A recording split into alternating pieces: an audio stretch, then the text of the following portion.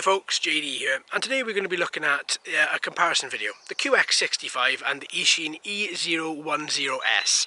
Now, these are both 65mm FPV racers. How exactly do they hold up next to each other? They've got the same motors, pretty much the same body. Essentially, they are the same quadcopter. There shouldn't be any difference whatsoever.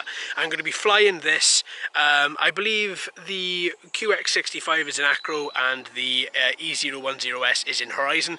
We're going to be flying them, we're going to be seeing exactly how they stack up next to each other, but as I say, they should be the same. They are exactly the same quadcopter body, essentially.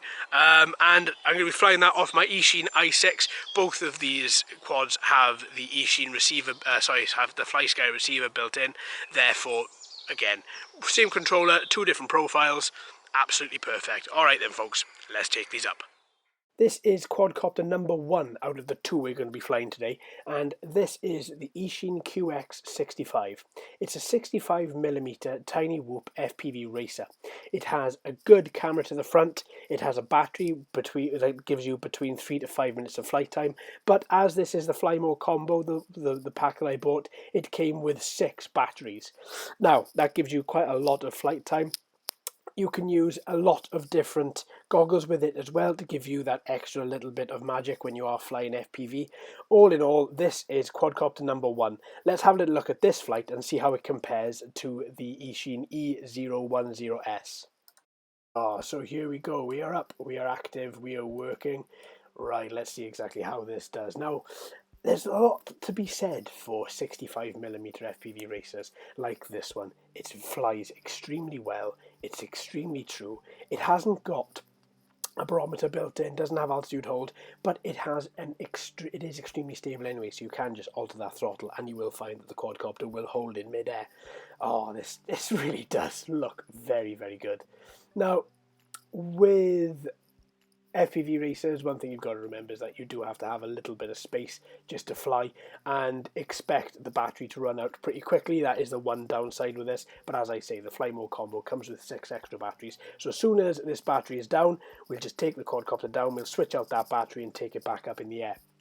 Now, that does make you want to keep it a little bit close to, unless you have FPV goggles on with a running timer where you can actually adjust, where you can see at the battery level. Oh, this looks like the battery's dead. Okay, let's switch this battery out. As I was saying, if you have FPV goggles, you've normally got a time on them and you've got a battery meter. You can also judge by that exactly how much battery you have left in the quad.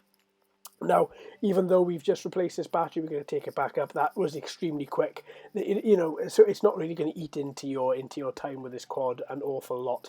All in all, this guy, I like him a lot. He is so good. And for the price of him, comes action-packed with so many features. It's unbelievable. I'll link in the description the original flight so you can see the setup and everything else. Okay, on to the Eachine E010S Pro. This is the Eachine E010S Pro. It is a 65mm brushed FPV racer. Now these motors are 615 brushed coreless motors, same as what we see on most tiny whoops. The camera to the front is an M7 800 TVL camera, and you get roughly 3 to 5 minutes of flight time out of each battery. Okay, we're up and we're running. Now straight away, this quadcopter is a little bit slower than the QX65. Even though they're the same motors, 615 motors, it does feel a little bit slower. Now, one thing I did notice about this particular quadcopter is if you turn her right to left, left to right, she turns really well. As long as you give her quite a big arc in order to do so. The minute you try to bank her and bring her in a little bit tighter, you will notice that the quadcopter wobbles quite a bit. Now, you will see that on film in a couple of seconds. What I think that is down to, I think that's down to the top, down to the body of the quadcopter on the top. So that would be the shark itself. Even though the shark is quite aerodynamic and it's really quite smooth, it isn't going to be as stable in tight turns as you're going to get on the QX65. Now, the shark doesn't detract from the particular quadcopter that much. I just think out of the two, the QX65 looks a lot more professional. Now, in saying that, the E010S still has a hell of a lot going for it.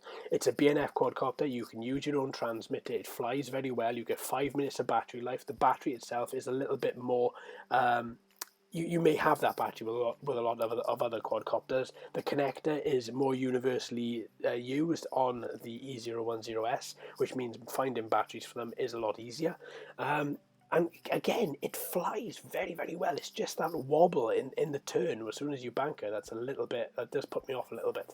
If you are going to be doing those tight turns, if you are going to be taking her in and out of cones or in and out of hoops, you may find the QX65 is going to be a lot better.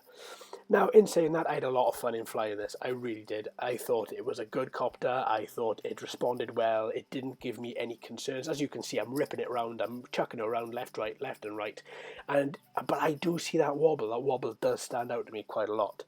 Now, you can have multiple flight modes with this as well, including acro and whatever else, but obviously you can program that in beta flight.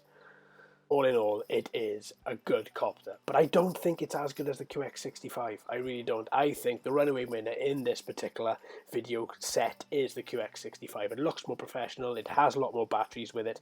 The package I bought was the Fly More combo. It has 2 extra frames with it. It has 2 extra bodies with it as well, 2 extra hoods for the top, sorry. So if you get yourself another camera and another receiver with another PCB, then you've got yourself a fully working, you've got yourself another fully working quadcopter.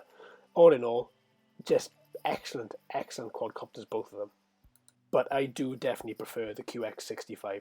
There we are, folks. Thanks ever so much for watching and listening. I've been JD. You've been fantastic as always. If you haven't already, please like and subscribe. Hello and welcome to all the new subscribers. I hope you're enjoying the channel. So until next time, my friends, happy flying.